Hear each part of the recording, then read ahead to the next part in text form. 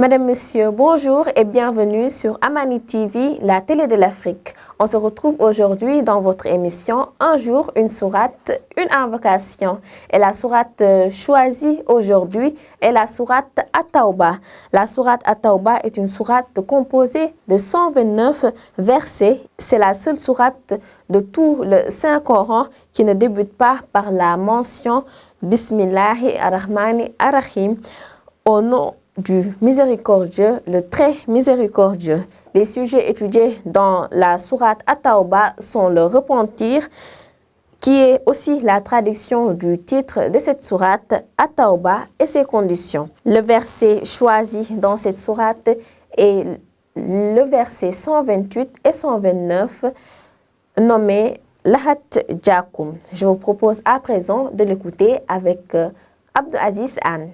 أعوذ بالله من الشيطان الرجيم بسم الله الرحمن الرحيم لقد جاءكم رسول من أنفسكم عزيز عليه ما عنتم حريص عليكم بالمؤمنين رؤوف رحيم فإن تولوا فقل حسبي الله لا إله إلا هو عليه توكلت وهو رب العرش العظيم صدق الله العظيم.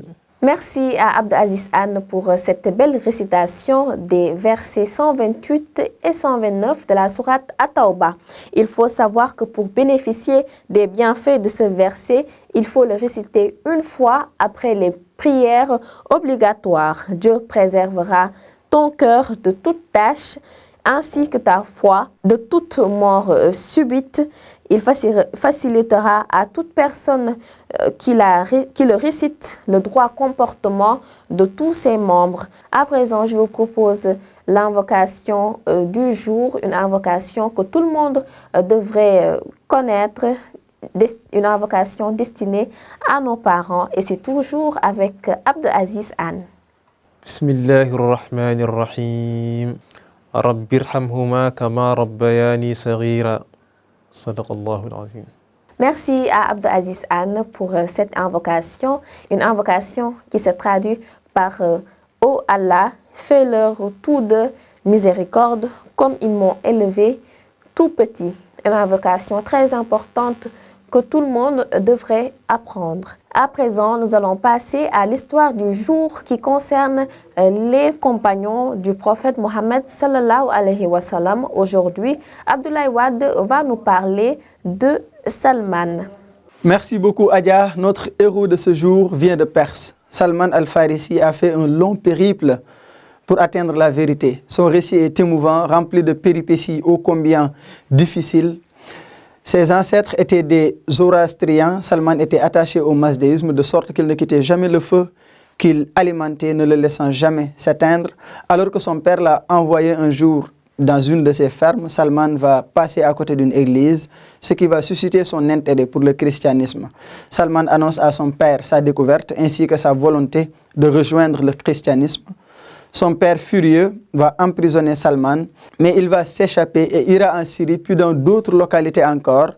Il va rencontrer un évêque qui lui indique les signes du prophète Mohammed.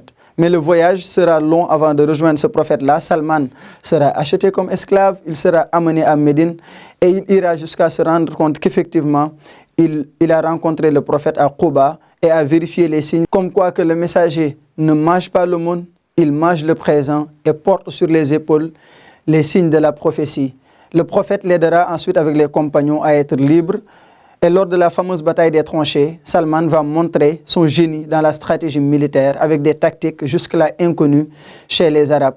Sa ferveur pour la vérité l'a amené à tourner le dos au luxe, à l'opulence, au privilège pour se jeter dans un océan d'incertitude. Salman al-Farisi était synonyme de pugnacité. Il a effectué des sacrifices pour obtenir la guidance, ce qui lui a permis de faire face à tous les obstacles, même celui de l'asservissement. Voici l'histoire de Salman Al-Farisi. Merci à Abdoulaye Wade pour cette histoire. Et merci à vous, chers téléspectateurs d'Amani TV. C'est tout pour aujourd'hui. Merci de nous avoir suivis. Merci à l'équipe technique. On se donne rendez-vous demain, Inch'Allah, pour un nouveau numéro d'un jour, une sourate, une invocation. Ramadan Karim à tous.